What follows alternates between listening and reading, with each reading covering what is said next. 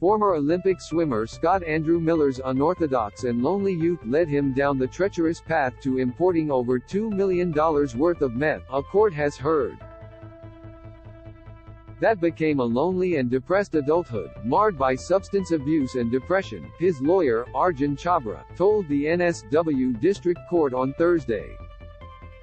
The circumstances only seem to explain what led him down this treacherous path.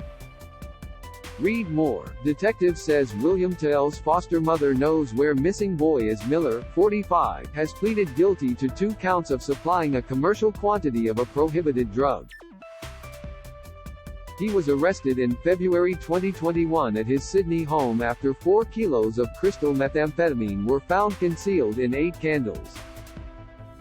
With each candle containing 500 grams of the drug, police estimate the total haul could have sold on the streets for more than $2 million. The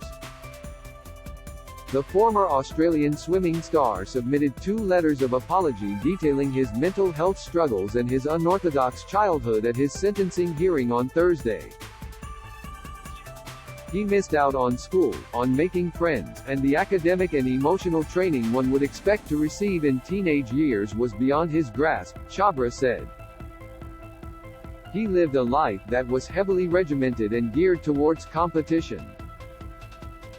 He was mismanaged and not treated and considered to be homesick. At the time of offending, Miller was suffering from depression and anxiety, and was regularly using ice and heroin, the court heard. Read more. Record $1 million reward for suspect in Toya Cottingley's murder. His lawyers also pointed to the breakdown of his marriage to Charlotte Dawson, who took her own life in 2014. Her body was found the morning after Miller's 39th birthday. Being a media personality, he took blame for that, and that was again brought into public limelight, Chabra said. That public shaming and embarrassment has exacerbated his life today. However, the Crown argues Miller's drug offenses are only loosely connected to the downfall of his swimming career. It is very peripherally plausible to deliberately engage in the business of being a drug dealer some 20 years later, Crown Prosecutor David Scully said. Read more. NSW widower angry dead wife's information was stolen in Optus Hackett falls into the category of background material but has no significant effect on reducing the moral culpability of the offender.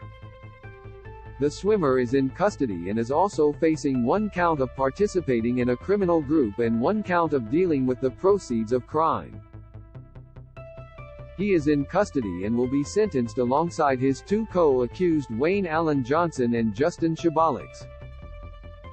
Johnson, who is out on bail, is facing 1 charge of participating in a criminal group, 2 charges of possessing a prohibited drug, and 1 charge of taking part in the supply of a prohibited drug. Shabalik is in custody and faces 1 charge of supplying a large commercial quantity of a prohibited drug and 1 charge of participating in a criminal group. A 4th man, Luke Matthew Peake, was sentenced to a maximum term of imprisonment of 2 years and 6 months in March this year for his role in the drug syndicate. His 15-month non-parole period ended on May 13. Police previously said the drugs, from Sydney, were bound for regional NSW.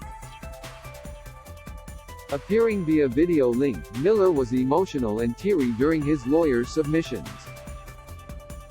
He is due to be sentenced on November 10.